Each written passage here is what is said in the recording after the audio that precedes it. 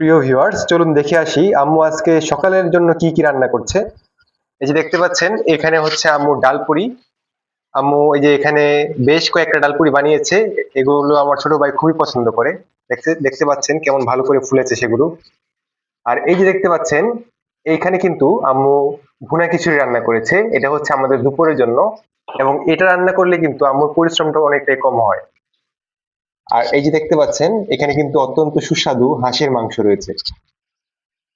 হাঁসের মাংস কিন্তু দেখতে হাঁসের মাংস কিন্তু দেখতে খুবই ইয়ামি দেখাচ্ছে, এবং এগুলো কিন্তু নানুমণি দিয়েছিল। আর শুধু রান্না করলেই কিন্তু হয় না, রান্নাঘরের সাথে সাথে রান্নাঘরটা পরিষ্কার রাখতে হয়। দেখতে পাচ্ছেন আম্মু এই যে এই জায়গাটা রান্না করেছিল, এবং সাথে সাথে জিনিসটা পরিষ্কার করে রেখেছে। আর আজকে কিন্তু হালকা বৃষ্টি হয়েছিল। দেখতে পাচ্ছেন বাইরেটা কেমন দেখাচ্ছে। আজকে কিন্তু আগের মতো রোদ নেই। দেখতে পাচ্ছেন ডালপুরি গুলো এখন সম্পূর্ণভাবে ভাজা শেষ। আর একটা নতুন ডালপুরি দিয়ে দিল আম্মু। তো আসুন দেখে আসি ছাদ বাগান। দেখতে পাচ্ছেন এই যে এখানে একটি লাকি ব্যাম্বো আছে। এটি আমাকে একজন উপহার দিয়েছিল। তো আম্মু আজকে দ্রুত রান্না শেষ করলো, কারণ আম্মু ছাদ বাগানে কিছু কাজ করবে, এবং এই যে লাকি ব্যাম্বো গাছটা আছে, সেই গাছটা কিন্তু আম্মু ঘরের ভেতরে নিবে এবং ঘরের ভিতর সুন্দর করে সাজাবে।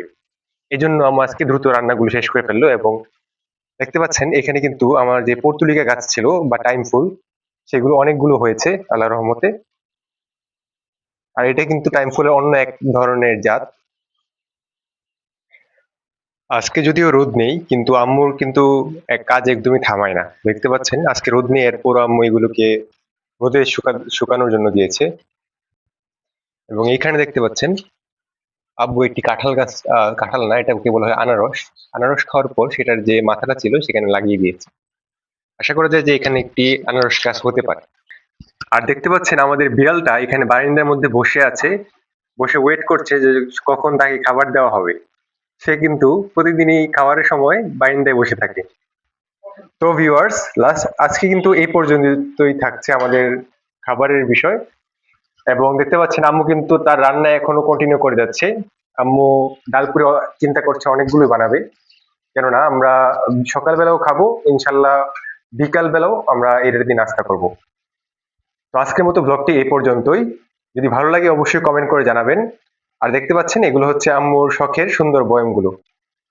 এখানেই না, এই পাশে দেখতে পাচ্ছেন আম্মু অনেকটাই বয়ম প্রিয়, যার জন্য আম্মু এখানে বেশ অনেকগুলো সুন্দর স্বচ্ছ কাচের বয়মের কালেকশন করেছে, যেগুলো আমি আসলে দারাজ থেকে অর্ডার করে এনেছিলাম। তো আজকের মতো এই পর্যন্তই। সকলে ভালো থাকবেন। আল্লাহ হাফেজ।